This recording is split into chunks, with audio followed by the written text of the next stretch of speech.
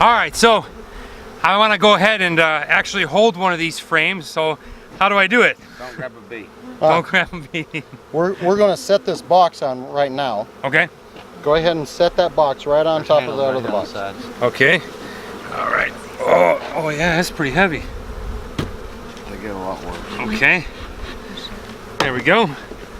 Okay, and now we're going to shake that on top. So all we're going to do is just shake the box, the bees, and put the other lid on. Why the change in lid?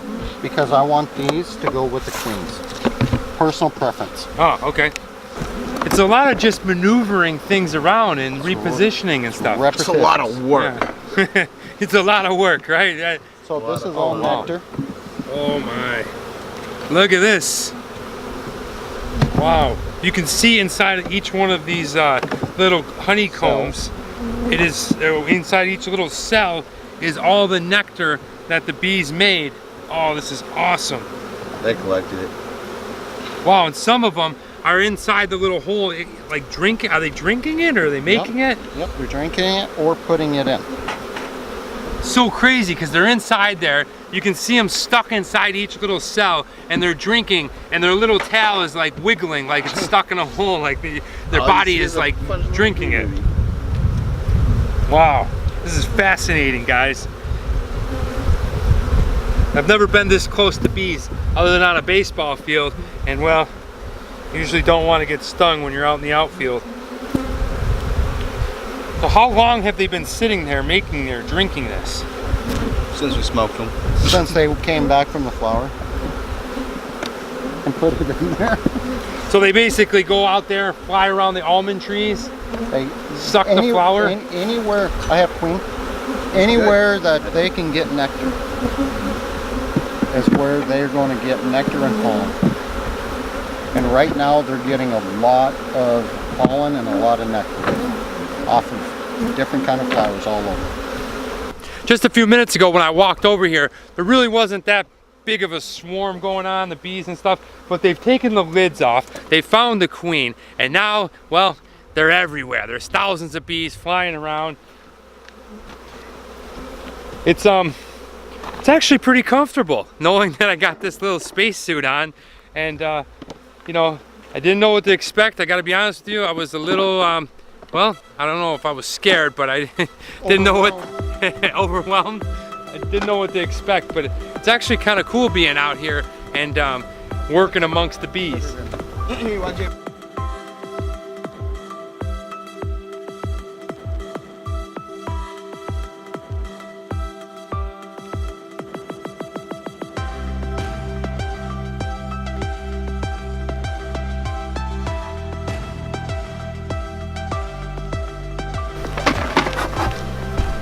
All right, Stewart's getting ready to smoke them, get them relaxed. Don't do that. Just hanging out with a bunch of beekeepers, guys. You can't really see it, but I'll go ahead and show you. If you look down here along this road in this orchard, there's a whole bunch more of these little bee boxes. So I'm assuming they just keep pulling up, looking for the queen bee, rearranging it so that she's on the bottom, and letting the bees do their thing. What's beneficial is to get the general public to understand that the bees are useful. They are very useful for our planet, and actually we're having a huge problem with bees right now dying off due to pesticides that people are using, due to a parasite called a mite. It transmits diseases, makes the bees weaker, and they can't recoup as much, as fast. So that it's very, very, if you ever see a swarm, do not kill it. Do not kill it. Do not call a local beekeeper. They will come out, they'll discard it, they will capture it, and they'll take it and use that hive. So just don't kill it. So that's an important thing that you guys, you know, need to know. We're out here having a good time. You know, Travelman Dan is out here filming and enjoying his time here, but there is some seriousness to this, and that's you know, keeping these bees alive. And like Stewart said, they're always in danger of being killed off due to the mites or due to the pesticides. So we as humans have to kind of coexist with the bees and, you know, insects and animals in order for life to continue its cycle. So if you do see a beehive or you see something in your backyard that you're unaware of, as a matter of fact, it actually happened to Travelman Dan about 2 years ago.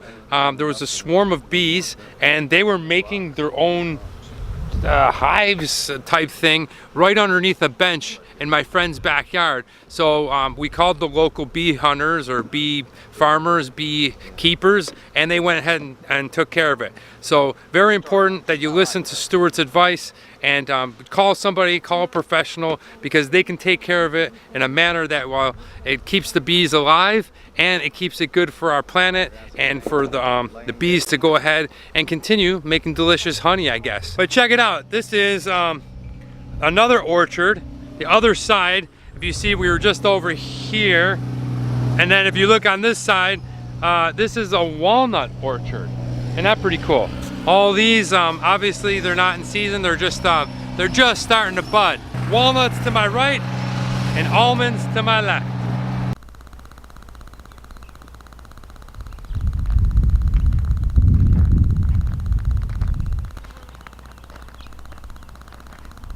It's really cool. You can't really hear it that well, especially with my loud voice, but the buzz of the bees is really awesome. Look at Matthew getting right in there.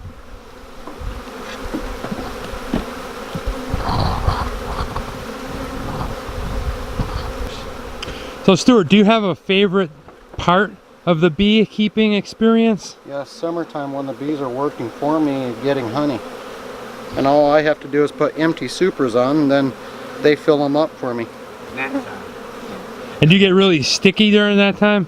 No, the sticky part comes after they're all full, and then we go and get the honey in September, August and September.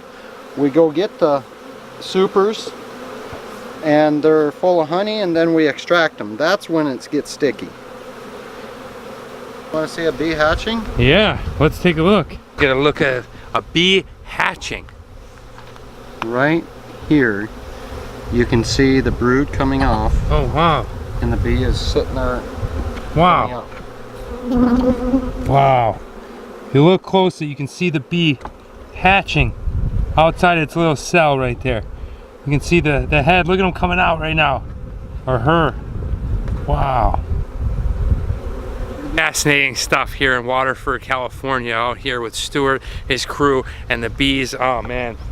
Now let's take a closer look at the almonds here, which is why these bee boxes are here. Take a look. If you've never seen an almond, these are, I guess, baby almonds, but I don't know, they're probably about 2.5, 3 inches. They got some fur on them. They're hard, definitely can't eat them yet. This is where the bees go ahead and they look for the pollination off the almond. Susha, so how long have you been a beekeeper?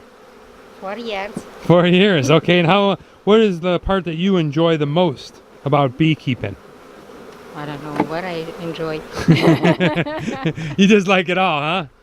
It's pretty fun, huh? Yeah. Now, do you guys eat honey all the time with everything? Do you make like honey sandwiches? Honey sandwich. Susha, you make a honey sandwich? No, I make lemonade with lemon and honey. Oh, that sounds good. And do you put the honey also in your tea and coffee? No. No? Okay. No. Tea. Tea, yes. But not coffee? Not coffee. How do you like to eat your honey? I like my honey and peanut butter, crunchy peanut butter. But go ahead, leave me a comment below. Let me know how you like to eat your honey. Look at this giant honeycomb that came off of one of the frames. This is pretty cool. Yeah. You've heard of honeycomb cereal. Here's the real deal. This is pretty sweet. You can see, I'm touching it, and it's soft.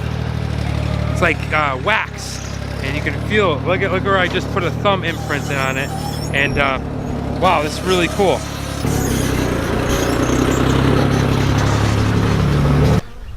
All right, so you heard the term. It's all about location, location, location. And well, they've dropped off another bee box here on the edge of this almond orchard. And well, they're looking for the queen. And you know, we're gonna go ahead and get it started over here now. Okay, so I'm gonna give you. That's what we're looking for. Wow.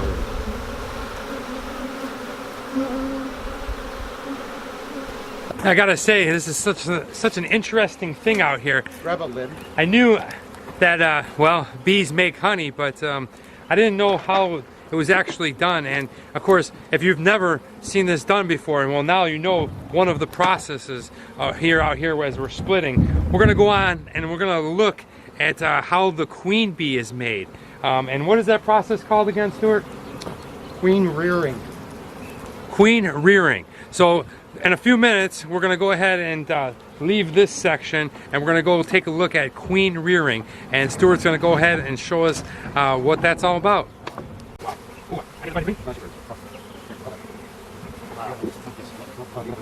Look at these bees getting in there. You're good? Yeah, I just need 80 frames. They're even building all kinds of little pockets outside their little cell. Wow, so those little pods were basically making a new queen, and we went ahead and we opened them up. There is no egg in there, but yeah, it's just fascinating how these bees and what they do, and all the work that goes into their life. If you look really close, I don't know if you can see it very well, but each bee's got a little hair on them. Little fuzzy yellow hair. And if you look at some of them, don't have hair, and that's when they're fighting. Really? If they start fighting or robbing, they will wear those hairs off. Wow. So apparently, Stewart has just told me if you see a bee with no hair, that means it was in a fight, an MMA match, if you will, and the hair has fallen off the bee. Wow, look at them all clumped up right there. So you're looking for the queen right now, Stewart, and all these bees are flying around. You can see them, they're all kind of floating around us, but how about the queen? What if you're looking for her on one of those frames, but she's not on there? Could she be flying around? No, there's only 2 times that she'll fly. 2 times? 2. Which is, let me guess, when she's born and when she dies. Nope, when she mates and if they swarm. Oh. And that's what we're trying to prevent right now. So that's the only 2 times that she would leave the hive. Huh. Is for mating purposes or swarming. Okay, yeah. So I did not know that, and that's a really good fact to know. The queen bee only flies twice in her lifetime, and that's once to mate, and then the second time would be if the bees are swarming, which we are trying to prevent here. Well, they're trying to prevent. Martha's beauty. See, there she is. Wow. Right there. Look at her booty. Nice booty. I like big butts, I can't not lie. Yeah. Yeah, you know, the queen bee has the big booty, so there's no lie in there. You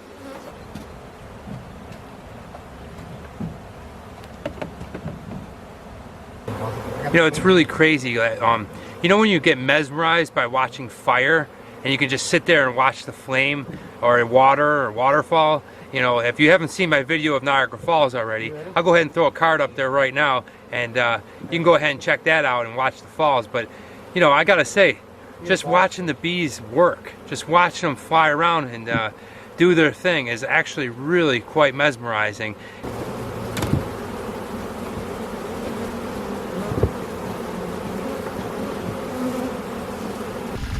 And every time a bee lands on it, gets nectar or gets pollen off of it, they will leave a scent for the other bees saying that they've been here, a bee has been here, they've got the nectar off it, and they will bypass that for future bees. Wow, kind of like a dog. Kinda. Let me zip this Okay, up. here's Hold on. I was talking on the phone. Oh, we got a guy over there. Yeah. Hold on. Yeah, you girls got don't one need to here. be with me. You're inviting them to come visit you? I invited a bunch of them. They're not happy about it. Oh wow, look at the juiciness going on down there. So What is all that? these are all ants. These are ant eggs. Wow. So we'll clean those all up. We don't need those. Wow, look at that. It's like rice. Here, these are drones, larvae. And what I'm inspecting for is mites. I'm playing around here to see if I can find any mites in with the drones. Because we don't want any mites. If we see any mites, then we know that we have an issue and we need a treat. However, right here's one. Oh, you got one. Oh, yep. See those red dots right there? Yeah. Those are mites. So I'm gonna get that. Get it out here for you. So those red dots, those are our parasites that we were talking about earlier. Those are what we don't want.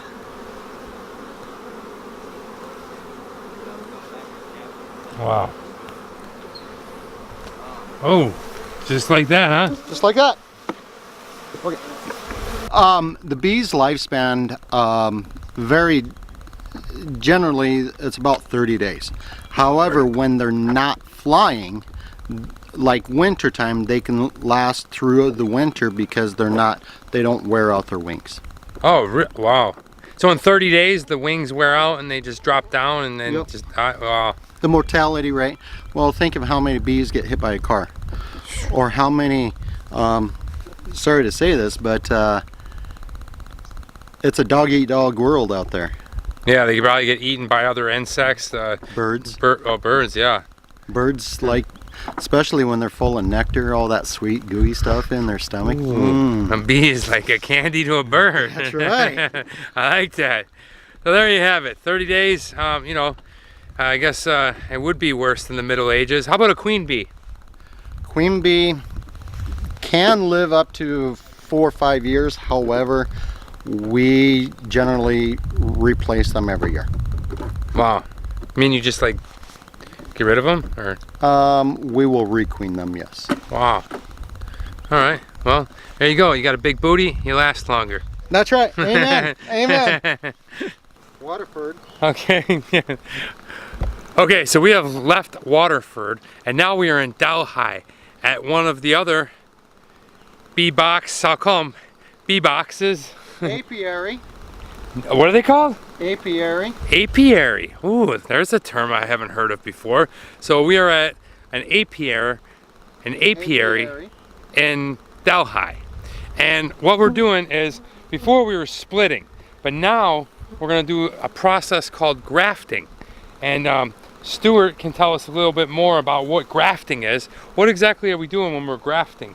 We're taking a small piece of larva, and we're going to take it out of the cell and put it into a queen cup so that the bees can make a queen out of that larva. We're basically doing some kind of bee Frankenstein ceremony, and we're out here at this one looking for queens again. It's all about the queen, baby, all about the queen. And yeah, we're gonna go and make other queens, as you heard Stewart. Oh, he's brushing me off. Thank you. Dude. Stewart, I think I'd like to call you the bee master. No. What do you got there, Stewart? These are my special handy dandy glasses. Wow. So, this is a grafting tool.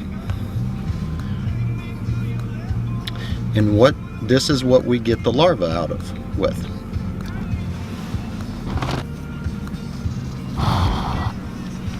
So what we're going to do is we're going to get that larva out of there and put it into a cell cup.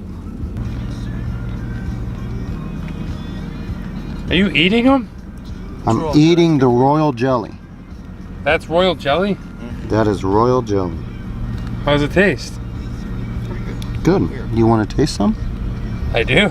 I'll get you some. All right.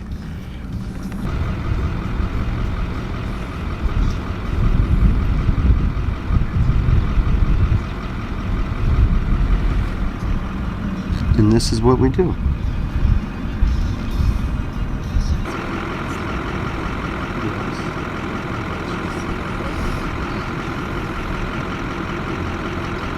Yeah, I noticed you like to go the 1 for 1.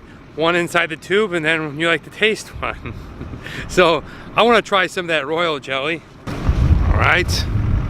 Travel Man Dan is now running the risk of getting a bee in the face. There's some. All right. Travel Man Dan.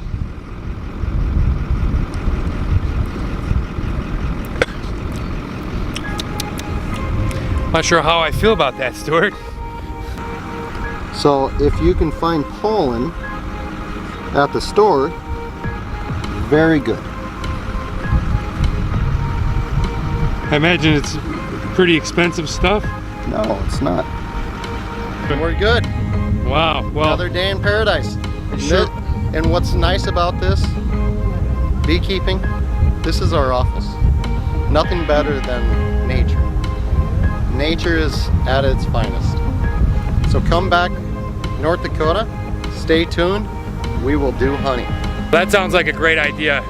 I had an amazing time out here. Stewart, thank you so much. We're gonna be seeing each other in North Dakota. I'm coming out there to try some honey. What a great day and absolutely a beautiful time in your office. Thanks for letting us into your office and showing us the science behind bees and honey and everything else in between. I really appreciate it. Thank you, Stewart. Thanks, Dan. Yeah. Travel Man Dan. Wow, that was awesome. I hope you guys had an amazing day out here at the bee farm. And well, we had a great time with Stewart, Matthew, and Susha at the beekeeping experience. I hope you saw some really neat and interesting things. I hope you learned something that you never knew before about bees. And most of all, I hope you were inspired to go, well, if you get a chance to go out to a bee farm one day, to check it out for yourself, or just to treat bees better, or try some honey, because they are important. And overall, this was an amazing experience. I'm Travel Man Dan, and well, it's a big world out there. Make sure you see every bit of it.